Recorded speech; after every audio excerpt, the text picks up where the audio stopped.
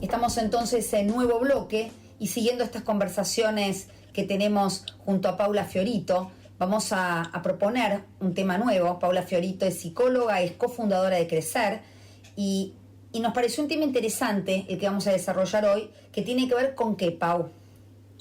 Con la inteligencia emocional, qué es, para qué sirve y cómo ayudar a nuestros hijos a desarrollarla y a nosotros también. A nosotros también, porque podemos empezar, Pau, diciendo en realidad que, como dijimos antes, muchas veces se habló y se hizo mucho hincapié y mucho énfasis en lo que era la inteligencia más relacionada con la inteligencia racional, con la inteligencia para poder generar cálculos matemáticos, esta inteligencia que se podía medir, que para muchos a lo mejor es conocido, que se hablaba del IQ.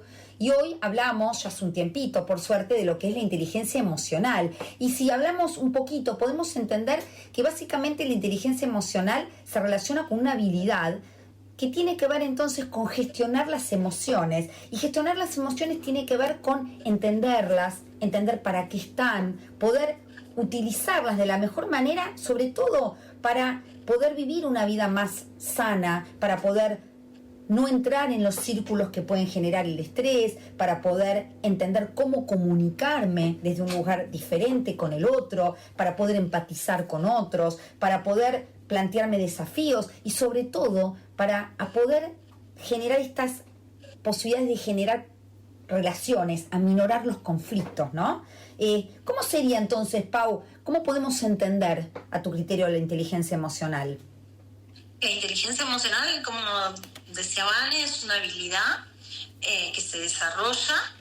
Tiene 4 componentes. Algunas teorías marcan 5, pero yo sigo la que marca 4. El primer componente, que es como el principal, o podemos decir, sobre el que se basa después los otros, es el de conocimiento de sí mismo. El autoconocimiento, conocimiento de sí mismo, que tiene que ver con reconocer lo que siento, reconocer qué me informa eso que siento, conocer también los mecanismos que tengo para afrontar lo que siento, es decir, todas las herramientas que poseo para afrontar lo que siento, qué me pasa y por qué me pasa lo que me pasa, ¿no? Ese es el primero. Sí. El segundo... Perdóname, te interrumpo porque creo que también es interesante, como para redondear este primer aspecto, que el autoconocimiento y la autoconciencia también tiene que ver con conocer nuestra propia historia, porque a veces la manera en que enfrentamos la vida desde el lugar emocional tiene muchísimo que ver con cómo fuimos transitando desde niños pequeños el tema de las emociones y los vínculos, ¿no? Entonces, qué importante es poder conocer cuál fue mi historia vincular para también poder reparar y para poder tener otra historia, por ejemplo, con nuestros propios hijos. Y entonces, ahí cuando hablamos de emociones, podemos también explicar, Pau, que difícil, porque popularmente se habla de emociones buenas, emociones malas, y vamos a explicar en este punto, cuando hablamos de conocer las emociones, que todas las emociones son necesarias y útiles, porque las emociones simplemente lo que hacen es dar un mensaje. Y si aprendemos a escuchar ese mensaje, la emoción cumple una función enorme. Aún esas emociones que no son tan lindas sentir, pueden ser protectoras. Quiero decir, si yo, por ejemplo, puedo sentir bronca, la bronca me puede ayudar a poner un límite al otro, ¿sí? Entonces, qué interesante el poder escuchar la emoción. Pero, ¿qué pasa con la emoción, Pau? ¿Cuándo aparece el segundo componente? Claro, lo que dice Dan está buenísimo. La emoción es información. Me acordé con esto que dijiste una frase que me la anoté acá, a ver, para que te la digo porque me encantó y aprovecho la meto acá, que dice: nunca dejes que tus emociones gobiernen, pero siempre déjalas testificar. Esto que decía Vane, ¿no? Hay que escucharlas, que no nos gobiernan, pero sí escucharlas, porque son información. No hay emociones buenas o malas, como dice Vane. El problema es cuando la intensidad de la emoción es muy fuerte, la duración es muy larga y aparece de forma inapropiada, cuando no tiene que aparecer, descontextualizada. Ahí es cuando la emoción se convierte en algo molesto. Si no, el enojo, como dice Vane, es una emoción normal. Sentimos emociones porque los únicos que no sienten emociones son los psicópatas los que no sienten emociones negativas como tristeza, enojo, frustración son los psicópatas y los muertos. Entonces, sí, todos los humanos después nos damos el lujo de tener todo el abanico que, como dice Vane, está fantástico. Ahora, ahí viene el segundo componente de la inteligencia emocional. ¿Cómo hago para que esas emociones no desborden? Esto que es de la frase que les leía, ¿no? No dejar que nos gobiernen.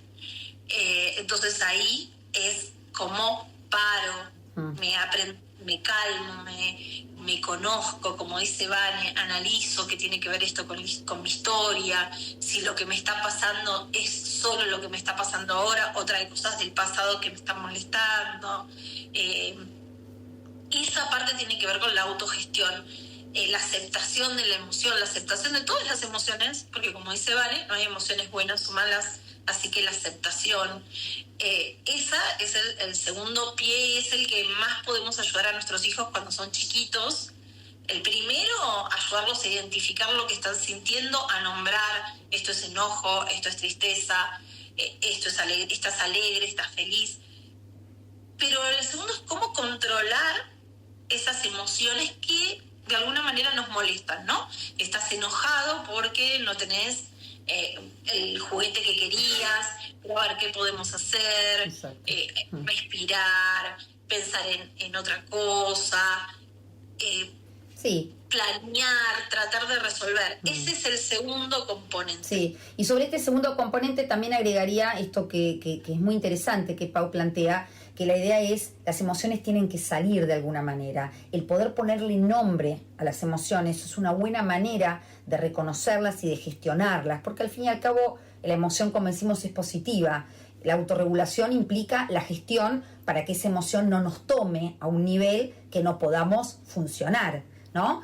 Por eso muchas veces hablan de las emociones como motivaciones, que ese sería a lo mejor un elemento que Pau que seguramente lo encuentra sumido en esto, ¿no? La emoción me da un plan de acción, entonces la emoción es interesante para la motivación. Y entender entonces, y este punto lo tomo también de Pau, cuando ella dice qué interesante cómo podemos ayudar a nuestros hijos, porque entendamos que los niños, los bebés y los niños cuando nacen y cuando son muy pequeños no tienen estructuras neurológicas aún formadas que les permitan la autorregulación.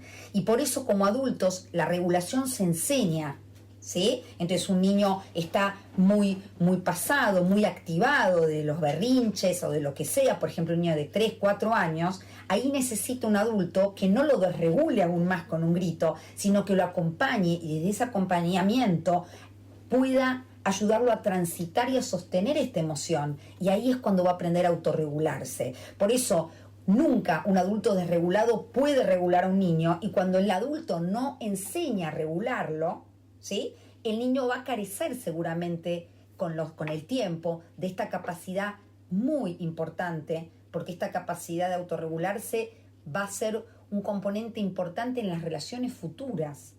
Una persona que se puede autorregular, que puede tener autoconciencia, básicamente, va a generar relaciones más sanas, ¿no, Pau? Exacto.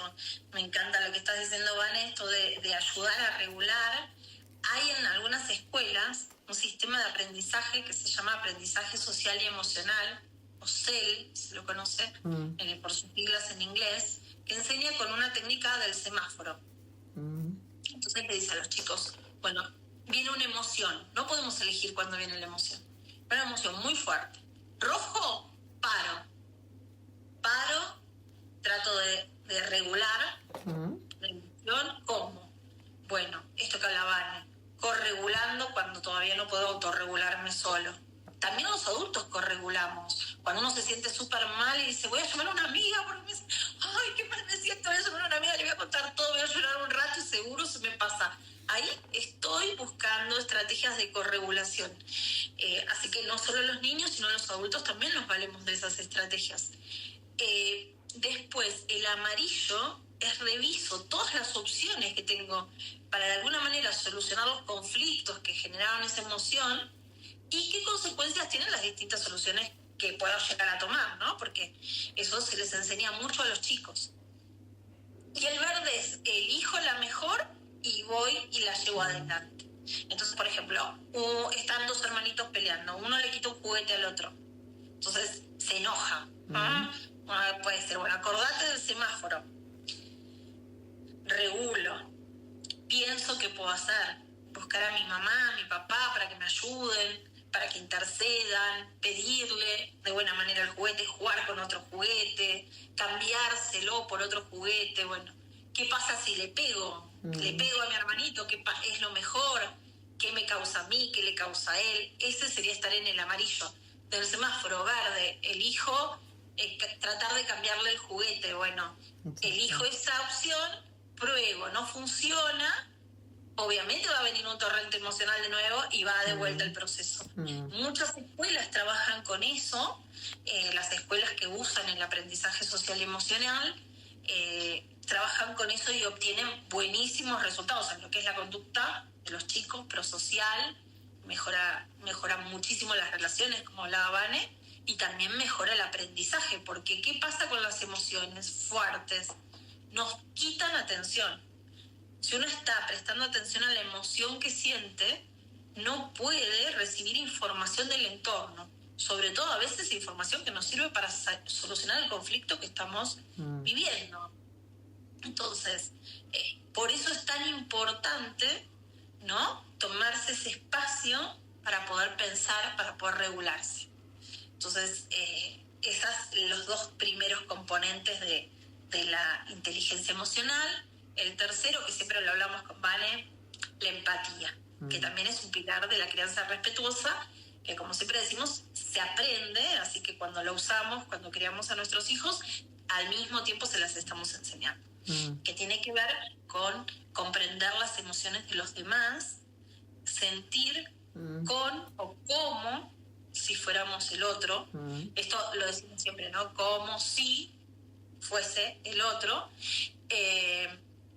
Y que, bueno, se abre un abanico porque la empatía ahora se estudia, que tiene varios componentes. Pero bueno, básicamente es eso, y es lo que nos permite, como decía Vane, entre otras cosas, poder tener buenas relaciones, que es el cuarto componente de la inteligencia emocional. Sí, ¿Querés contar vos? No, ahora vamos con el cuarto. Respecto al tercero, me parece que es interesante entender que la empatía también es una capacidad que se entrena, porque la empatía tiene que ver con el registro emocional. Cuanto más emociones tengo, más capacidad voy a tener de poder ponerme en el lugar del otro, ¿no? Y por eso muchas veces se dice que es una habilidad o es una capacidad entrenable, porque hay gente que quizá por su propia historia no ha desarrollado esta capacidad de empatía. La empatía, como decimos, tiene un origen en estos primeros años formativos de lo que es nuestro cerebro emocional y nuestro cerebro racional también. Y entonces una mamá empática, un papá empático, un entorno empático probablemente genere un niño empático. Ahora, cuando no se dan esas situaciones, es un trabajo adicional que se puede entrenar, y se entrena así, pudiendo percibir más emociones, porque en realidad uno siente como si fuera el otro, pero siente de su propio registro. Entonces, si yo no tengo registro de mi propia, no sé, de mi propia angustia o de mi propia miedo, muy difícilmente pueda ponerme en el lugar del otro. Y entonces, como sentimos desde nuestros canales, cuando tengamos muchas posibilidades de canales, vamos a poder percibir y ponernos en el lugar del otro desde un lugar más genuino. La cuarta rasgo, como decía Pau, tiene que ver con las habilidades sociales. ¿Qué tiene que ver las habilidades sociales? Y tiene que ver con la posibilidad de generar vínculos con otros. Y ahí podemos entender que los vínculos necesariamente se van a generar desde el sistema emocional. No vamos a generar vínculos desde la racionalidad. La racionalidad no me conecta, lo que me conecta es la emoción. También entendemos que este tipo de posibilidades, de habilidades sociales que se entrenan y que van en relación también con los otros elementos que dijimos, se puede entrenar. ¿Cómo se entrena? Hay varias cosas, pero por ejemplo hay una frase o un término que es muy común, también sobre todo en lo que es coaching, que tiene que ver con la escucha atenta, con poder escuchar al otro desde un lugar de respeto, de genuinidad respecto a entender que el otro es un legítimo otro. Y en la habilidad social esto es muy importante, entender que el otro piensa, mira y actúa desde un lugar muy subjetivo, tan respetable como el mío. Y entonces, a través de entender que el otro es un otro, vamos a poder generar esta comunicación más eficaz, más asertiva, porque lo que yo digo que es obvio para mí puede ser realmente entendido por el otro de otra manera. Por eso vemos cómo también la empatía se cuela acá, ¿no, Pau? Exacto, la empatía, poder entender al otro, lo que el otro siente y lo que el otro piensa, ¿no? Que el mindset, que otro día vamos a hablar de eso, y por qué el otro actúa como actúa y qué impacto tengo yo en el comportamiento y en las emociones de los otros, me ayuda a tener relaciones fuertes, vínculos estrechos. Entonces, y sentir que el otro es valioso también y que tengo algo para aprender siempre del otro, también me predispone, como decía Vania, a la escucha atenta. Si yo siento que el otro es un legítimo otro que tiene para aportarme un montón por el solo hecho de ser, no, como siempre hablamos, querer y valorar a las personas por lo que son. Eso genera relaciones verdaderas, fuertes, que está probado que sirven para el aprendizaje, para el trabajo. ¿Por qué? Porque nos manejamos en vínculos. Es nuestro mayor capital que tenemos. Lo que decíamos hoy, hasta para corregular necesitamos otro. Sí. Entonces, estar disponible al otro y ir a la ayuda de otro, al pedido de ayuda de otro, nos genera mucha estabilidad emocional. Entonces es súper importante para la inteligencia emocional, que como decía Vania al principio, antes solamente se hablaba de la inteligencia más vinculada a lo cognitivo, a lo académico. ¿Y por qué es tan importante la inteligencia emocional? Más allá de porque vivimos mejor, ¿no? Cuanto más la desarrollamos, mejor vivimos, mayor bienestar y mejores relaciones. Es decir, más allá del bienestar que nos causan, el tema de que llegado a un punto de coeficiente intelectual la media un poquito para arriba, que es la que tiene cualquier persona cuando, por ejemplo, va y estudia una carrera de grado o un posgrado, a ese nivel el coeficiente intelectual no indica ya a quién le va a ir mejor o peor que al otro, ¿no? A ese nivel de coeficiente intelectual, lo que hace que una persona se desarrolle mejor profesionalmente, por ejemplo, o académicamente, es la inteligencia emocional. Es la manera en cómo lidia con los conflictos. Porque, como dijimos antes, las emociones capturan un montón de la atención, muchísimo de la atención. Es decir, si estoy concentrado en lo que siento, no puedo estar concentrado en la actividad que tengo que llevar a cabo. Por ejemplo, un examen. Tengo que dar un examen. Estoy concentrado en el miedo, la preocupación, la frustración porque algo no me acuerdo, el autorreproche, porque tendría que haber estudiado más, todo así. No puedo concentrarme en resolver los problemas que tengo del examen. Entonces, si en cambio puedo dejar pasar las emociones, no negarlas, como decía Vanessa antes, sino aceptarlas y dejarlas fluir. Exacto. Voy a poder dedicar mi concentración a lo que tengo que hacer. Y por eso la inteligencia emocional es tan importante para los chicos, y a veces en algunas escuelas, antes de hacer un examen, hacen ejercicios de respiración, de atención plena. ¿No, sí, de hecho, hoy vemos en la educación que, por ejemplo, el tema de mindfulness como una herramienta para generar cierto espacio de autorregulación es moneda corriente, ¿no? Porque creo que de esto que dice Pau, lo que se ha visto y se ha podido probar es que la inteligencia cognitiva y racional no es determinante de éxito, ¿sí? Porque un trabajo hecho desde un lugar de conocimiento quizá puede lograr un trabajo correcto, pero yo creo que la eficiencia y los mejores niveles de rendimiento sí se logran a través de un desarrollo de lo que es la inteligencia emocional. De hecho, hoy hablamos de líderes inteligentes, de motivación. Hoy se puede hablar de que se ha demostrado que con la inteligencia significativa es la emocional, la cognitiva es el saber acumular conocimiento. Obviamente, razonar es fundamental, pero para poder razonar es importante entender que tenemos que tener una base emocional, porque como dice Pau, cuando hay emociones que nos toman, por ejemplo, si hablamos de el miedo o de otro tipo de emociones que pueden llegar a niveles muy altos, que pueden hasta detonar sistemas de protección, como por ejemplo es el estrés, un mecanismo de defensa, ¿sí? Y este mecanismo de defensa, que lo que busca es sobrevivir, va a cortar todo tipo de situaciones de poder razonarlas y sobre todo los lugares mentales que nos permiten tener decisiones más desarrolladas considerando el contexto. Quiero decir, cuando uno está en una situación de lucha o huida, activado por una emoción que nos lleva a sentir que hay una amenaza, el cerebro bloquea ciertos lugares de nuestra mente, como el hipocampo, y lugares que tienen que ver con la capacidad de pensar. ¿Por qué? Porque el objetivo es salvarse. Entonces, las emociones generan conductas. Por eso es muy importante aprender a gestionarlas. Porque esto me va a dar una posibilidad de vivir una vida más feliz, ¿no, Pau? Exacto, el bienestar que causa la inteligencia emocional está directamente ligado con el bienestar. Ahora, esto que decías, Vane, ¿cómo hacemos, no? Un poco vamos, si querés, vemos paso por cada uno de los componentes, cómo podemos ayudar a nuestros hijos a desarrollarlo, Vale.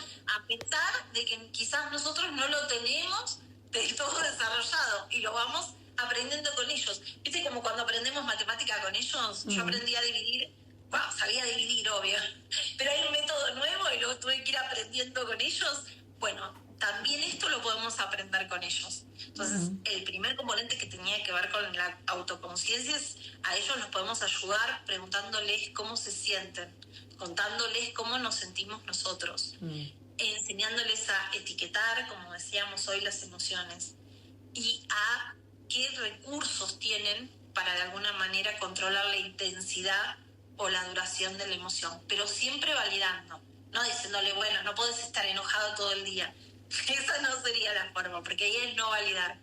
Hay que enseñarles a poder nombrar el enojo, poder enseñarles que las emociones son transitorias y que van a dar paso a nuevas emociones con pensamientos positivos. Entonces, de esa manera los ayudamos a el segundo paso, que es la autogestión de las emociones. Sí, dentro del... como el mindfulness que decía hoy Vane. Sí, yo quería agregar un poquito algo más respecto a la autoconciencia, que de alguna manera es correcto y estoy de acuerdo, ¿no?, con esto que plantea Pau, que uno puede también desarrollar en la relación con otros, mismo educando a un niño o una niña, en la propia educación de sus hijos o de cualquier situación que tenga a cargo de niños, uno puede desarrollar ciertas aptitudes. Pero respecto a la autoconciencia, es importante también el poder como adulto tener desarrollada esa capacidad para poder de alguna manera enseñarla. Cuando hay un bebé recién nacido, a veces el bebé no entiende, pero uno lo toca, le dice, estos son tus dedos, este es Juancito, vos sos Alicia, qué linda sos. El nene no va a entender, quizá, pero desde la calidez, desde el bonding que se va generando, desde esta manera de sostener ese niño, el niño empieza a sentirse diferente, único, valorado, y empieza a generar un concepto de valor del sí mismo, que eso también va a ser muy importante dentro de lo que tiene que ver con la autoconciencia. Yo puedo ser autoconsciente si soy alguien, si no, soy pensado por otro. Entonces, para tener autoconciencia, tiene que haber un trabajo, como dijo Pau, desde muy chiquitos, de valoración y de separación, que también cuesta mucho en la infancia. Por eso tomo este punto, Pau, para como consejo a estas mamás primerizas, que todos lo fuimos, poder entender que el objetivo es acompañar, pero ir de a poquito dando cierta autonomía a ese niño que va creciendo, para que ese niño empiece a tener confianza en sí mismo y se permita la autoconciencia, que es una exploración dentro del sí mismo, ¿no? Después, Pau, hablabas entonces de la autorregulación. De la autorregulación, hay distintas técnicas que se les enseñan a los chicos, sobre todo de respiración, de atención plena, ¿no? De estar conscientes para poder regular, de corregular, como decía Vane antes, ¿no? Ayudarlos a que se relajen, darles alternativas para que estén bien. El tema de generar pensamientos positivos, de generar actitudes positivas, también ayuda a contrarrestar lo negativo. Por ejemplo, lo negativo me refiero no, como decíamos, no hay emociones positivas o negativas. Estaba hablando en un tema de Valencia, no hay el tema, por ejemplo, de apreciar las cosas, agradecer. Hay un montón de emociones que nos ayudan a estructurar nuestro cerebro de una forma que piense así, es decir, a pesar de que tengamos obstáculos, porque ver la vida de una forma optimista o regular las emociones no significa ser ciego, desconocer los obstáculos. No, es decir, poder ponderar lo bueno con lo malo. Exacto. A veces uno solo pone foco y filtra lo malo, no ve lo bueno, entonces poder ver lo bueno, ayudarlos desde chiquitos a ver lo bueno en cada cosa. Sí. Y lo malo, ellos lo ven solos. Lo malo, claro. Lo malo se ve muy fácil. Sí, pero es interesante lo que decís, porque la idea no es negar lo que no nos gusta, pero también aprender a entrenar en mirar otras cosas. Quiero decir, puede ser que algo no esté como yo quiero, pero la idea es no quedarme prendido a eso, sino poder generar en esto de pensamientos paralelos. Sí, esto quizá no está como yo quiero, pero mira esto. Entonces no niego lo que no me gusta, sino que acepto que eso está y no me gusta, pero también me entreno en no quedarme prendido a lo que no me gusta para poder ver desde otro lugar, ¿no? Para aprender a ver desde otro lugar. Yo a veces pongo el ejemplo en la clínica cuando tenemos pensamientos muy poco flexibles, muy inflexibles. Esta imagen, no sé si alguna vez la vieron, del 6. Entonces, si yo pongo un papel y me dibujo un 6, yo voy a sostener desde algún lugar, no solo racional, sino emocional, de que esto es un 6. Y quizá el que está enfrente va a decir esto es un 9. Y eso va a generar estas emociones quizá difíciles, porque empezamos a competir, como si hubiera una lucha, ¿no? Y qué importante desde el lugar de la inteligencia emocional puesta en práctica es, ¿qué pasaría si puedo entender que hay otra forma de ver ese 6? Y quizás si el otro también puede tener inteligencia emocional, puede haber una comunicación asertiva en donde yo pueda sentirme invitado a ver qué es lo que el otro mira. Y ahí quizá puedo entender que además del 6 puedo ver un 9. Pero para eso es interesante lo que dijo Paul de la autorregulación. Si yo estoy desregulado porque me siento que me están llevando por delante, que como, este es el número que veo, y no hay una capacidad de regulación, va a ser muy difícil que podamos tener una interacción y una capacidad de flexibilizar lo que pienso, ¿no, Pau? Exacto, y me encanta esto que decís vos, Vane, el tema de crear flexibilidad en los chicos desde que son chiquitos. Nosotros también como adultos la podemos ir desarrollando si no la tenemos desarrollada hasta ahora. Yo estoy desarrollándola todavía. También. ¿No? Todos ahí en vías de desarrollo, no pasa nada. Pero este tema de ver, como dice Vane, otros puntos otras posibilidades de emoción frente a la misma situación. Yo siempre pongo el ejemplo, ahora que Vane habla del tema del ejemplo en la clínica, pongo el ejemplo, por ejemplo, cuando vas al cine o a una obra de teatro y se canceló, entonces hay gente en la cola. Y uno por ahí se enoja y empieza, no, ¿por qué se canceló la obra de teatro? Otro por ahí se pone triste, frustrado, no, ay, siempre me pasan a mí estas cosas, ¿por qué será? Qué mal, que esto. Otro por ahí se pone contento, porque dice, ay, la verdad que tenía 0 ganas, claro. Me voy a mi casa. Sí, exacto. Entonces, como la misma situación desencadena distintas emociones en distintas personas. Eso es porque nosotros evaluamos las situaciones, y las podemos evaluar negativo o positivamente, ver oportunidades en obstáculos, eso que siempre dicen que está tan trillado, bueno, pero que es así, y esa es la flexibilidad de la que hablaba Vane. Preguntarnos cuando estamos regulando si hay otra posibilidad de ver esa situación, si hay otra emoción que podría ayudar en esa situación, y de alguna manera darle paso, porque las emociones se suceden, entonces nosotros le podemos dar paso. Y por otro lado, cuanto más emociones positivas tengamos, no positivas en esto de valencia, de hacernos sentir bien, las emociones que nos hacen sentir bien.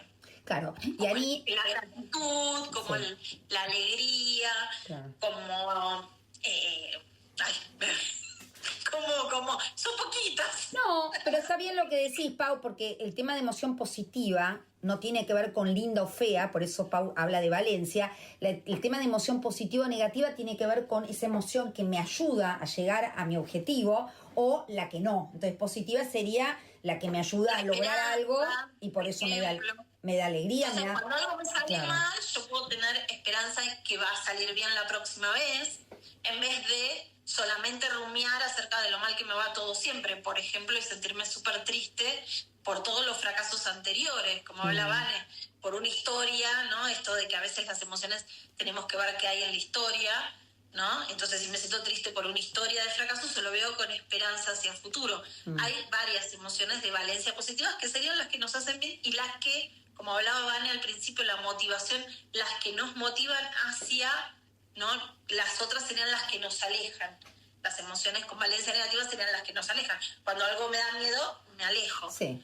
Entonces, esas que son desagradables, que hacen que nos alejemos, serían las negativas, pero como dijimos, tienen información. Obviamente, si hay un león, te tengo que alejar, así que está bueno tener miedo. El tercer componente, que era la empatía, ¿cómo la enseñamos? Bueno, ¿cómo la entrenamos nosotros si somos adultos? Porque es súper importante que la tengamos si todavía no la tenemos muy entrenada.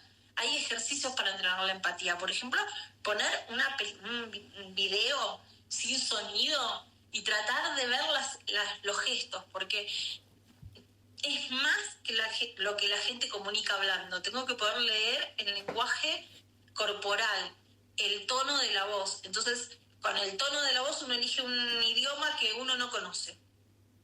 Pone un video en un idioma que uno no conoce y trata por el tono de la voz de intuir, como decía Vane hoy, la emoción que hay en esa situación. Entonces, ahí más o menos esos son los ejercicios que en general se suelen hacer para empatizar nosotros de adultos, no a los nenes. ¿Pero por qué? Porque nosotros lo necesitamos, porque nuestros hijos aprenden de nosotros. Exacto. Entonces, ¿y cómo aprenden ellos? Ellos aprenden mirándonos a nosotros y también aprenden en las situaciones que van pasando. No sé si vieron cuando a algún nenito les preguntan, son los más chiquititos, ¿no? En general, ¿por qué llora el nene? Entonces ahí, ¿no? Porque está triste, porque está enojado, porque tiene miedo. Es decir, nosotros ayudarlos a reconocer la emoción en el otro. Tenemos la capacidad de poder reconocer emociones. Entonces, los nenes muy chiquititos, sobre todo, son los que preguntan, ¿no? ¿Por qué llora? ¿Por qué se ríe? No te rías, me enoja que te rías. A veces los nenes chiquitos se enojan cuando otro se ríe, ¿no? Porque piensan que se está riendo. Entonces, no, se ríe porque está feliz, ¿no? Ayudamos a reconocer la emoción en el otro. Porque están aprendiendo. Claro, y eso es importante porque, como dice Pau, todo esto son habilidades que en realidad tienen un periodo más ventana, que se van incorporando desde la vincular con estas primeras figuras significativas, que en general son los padres. Pero ¿qué pasa cuando a lo mejor eso de la empatía, que tiene que ver con este papá y esta mamá, que pudo mostrarme que yo soy diferente a ellos y que puedo sentir diferente, que mi hermano es diferente, que algo que yo dije puede el otro tomarlo diferente? Porque, como dijo Pau, no solamente es el lenguaje verbal, también se comunica a través del cuerpo. Y entonces, cuando esto a lo mejor no se dio, la empatía se puede entrenar, como dice Pau, de esta manera, o también pudiendo desarrollar nosotros como adultos más registro emocional, nuevas emociones, ¿sí? En conexión con otros, para que a su vez, en la medida que yo tenga más circuitos, voy a tener más capacidad de conectar con lo que al otro le pasa. Si yo solamente siento alegría y tristeza, muy difícilmente voy a entender lo que es la frustración. Muy poco voy a poder entender acerca de la esperanza. Entonces, en la medida en que yo me permita vivenciar y relacionarme con otros para aumentar mi bagaje emocional, también voy a tener más posibilidad de empatía. Y ya llegando casi al final, Pau, contanos entonces un poco sobre las habilidades sociales. Bueno, los chicos aprenden de nosotros, así que como nos vean a nosotros relacionarnos con ellos en primer lugar y con el resto, es algo que ellos van a imitar. Relacionarnos con esto que decíamos antes, desde el respeto siempre, empatizando, como decía Vane, valorando al otro. Entonces, si ellos nos ven cómo interactuamos con nuestros amigos, pero también cómo interactuamos con la gente que no conocemos, cómo interactuamos con ellos, con nuestras parejas, con nuestros padres, con nuestros hermanos. Ellos, todo eso se van nutriendo para formar esos vínculos. Y cómo también los ayudamos a introducirse en el mundo social cuando van al jardín, después cuando van a la escuela, cómo los incentivamos a buscar ayuda en otros. Por ejemplo, no completaste la tarea, vamos a ver, ¿a quién le podemos pedir? Le pedimos a Juancito. Bueno, ahora agradecele. Esto de enseñarles a agradecer, a reconocer. Entonces, esas formas, pero más que nada lo van a ver de nosotros, cómo nosotros actuamos, principalmente con ellos. Exacto. Si nosotros no los respetamos, no somos sensibles a lo que necesitan, los echamos, los sacamos así, no me están molestando. Bueno, es la forma en los que ellos van a aprender a vincularse. Las relaciones son súper importantes. Hoy en día es el capital más importante que tenemos. Trabajamos, vivimos, nos relacionamos todo el tiempo. Entonces Totalmente. Hay que hacerlo de la mejor manera posible. Sí, y en nuestro cerebro, ¿no? Se desarrolla a través de las interacciones sociales que empiezan, como dijo Pau, muy concretamente en la primera relación, que tiene que ver con los padres, con los hermanos, con la familia más chiquita, con la familia más amplia, el colegio, y cómo a través de cómo nuestros hijos nos ven, también relacionarnos con el entorno, van a aprender a ser también hábiles socialmente. Temas súper interesantes. Gracias entonces, Paula Fiorito, con quien estuvimos hablando en el día de hoy.